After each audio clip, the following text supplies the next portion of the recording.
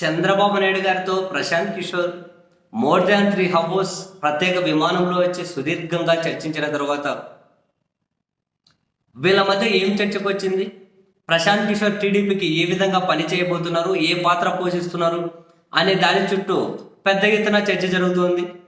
ఫైనల్గా కొన్ని close sources నుంచి మనకున్న సమాచారం ప్రకారం ప్రశాంత్ కిషోర్ ఏమి ఇప్పుడు చంద్రబాబు గారికి వ్యూహకర్తగా అయితే పని చేయబోట్లేదు, కేవలం సలహాదారుగా, అది కూడా కొన్ని సూచనలు, సలహాలు, కొన్ని నివేదికలు చంద్రబాబు గారి ముందు పెట్టి ఎన్నికల వరకు కలిసి అంటే ఏమంటారు కొన్ని ఐడియాస్ మీద డిస్కస్ చేయబోతున్నారు వాళ్ళు. దీనికోసం అని చెప్పి ప్రతి 15 రోజులకు ఒకసారి చంద్రబాబు ప్రశాంత్ కిషోర్ కూర్చొని మాట్లాడుకోవాలి, ప్రోగ్రెస్ మీద చర్చించుకోవాలి, దేన్ని ఇంకా ఎందుకు ఎలా ముందుకు తీసుకెళ్ళాలి, దేన్ని మనం మార్చుకోవాల్సి ఉంటుందని మొత్తం మీద ఒక కన్క్లూజన్కి వచ్చారు. ప్రతి 15 రోజులకు ఒకసారి వీళ్ళిద్దరు సమావేశం అవుతారు. అండ్ జగన్మోహన్ రెడ్డి గారి బలం బలహీనతల మీద కూడా చర్చ జరిగితే ప్రశాంత్ కిషోర్ చంద్రబాబు ముందు కొన్ని నివేదికలు పెట్టి జగన్ బలం ఏంటి, బలహీనత ఏంటి, తెలుగుదేశం పార్టీ ఒంటరిగా పోటీ చేస్తే బలం ఏంటి, బలహీనత ఏంటి, జనసేనతో కలిసి పోటీ చేస్తే బలం ఏంటి, బలహీనత ఏంటి అని, అండ్ బీజేపీని కలుపుకోకపోతే మీరు చాలా పెద్ద నష్టం జరుగుతుంది అని చెప్పి కూడా చంద్రబాబుకు చెప్పిన ప్రశాంత్ కిషోర్ జగన్మోహన్ రెడ్డి గారు సంక్షేమ పథకాల ద్వారా గ్రామీణ ప్రాంతాల్లో అనూహ్యంగా బలపడ్డారు. సో ఇప్పుడు మీరు మళ్ళీ సంక్షేమం అనే పాటే పాడితే జగన్మోహన్ రెడ్డి గారితో మీరు పోటీ పడలేరు.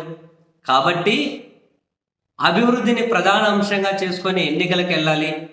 జనాల్లో ఉన్నటువంటి వ్యతిరేకత అదే, దాన్ని మీరు క్యాచ్ చేసుకోవాలి.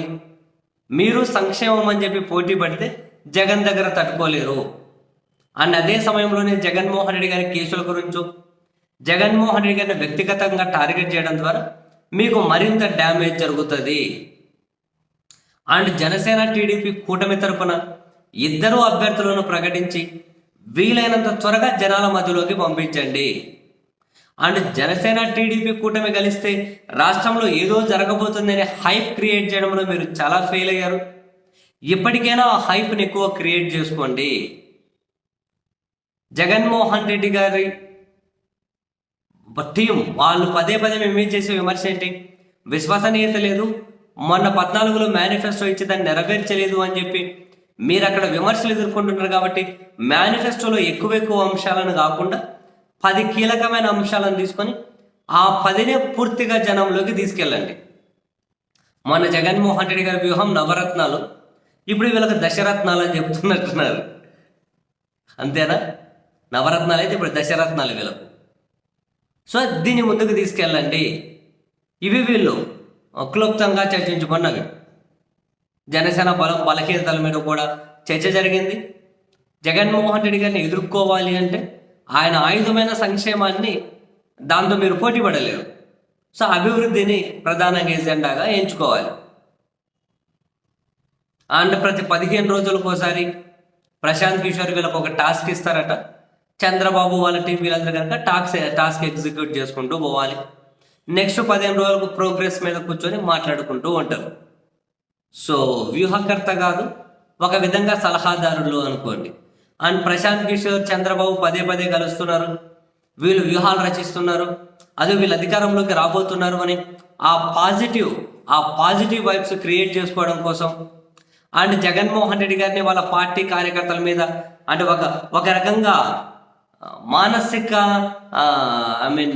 దాడి లాంటిది, వాళ్ళను ఒక మెంటల్గా కార్నర్ చేయడం, మానసికంగా కార్నర్ చేయడం, అంటే మనం రాలేమేమో అధికారంలోకి వాళ్ళు వస్తారేమో అని ఆ హైప్ క్రియేట్ చేసుకోవడం. దానికోసం ఈ 15 రోజులకు ఒకసారి మీటింగ్ను కూడా వీళ్ళు ప్లాన్ చేసుకుంటూ ఉన్నారు. సరే, ఇది ఏమైనా నేను ఇంతకుముందు ఎప్పుడో చెప్పాను వీళ్ళ కలయిక గురించి.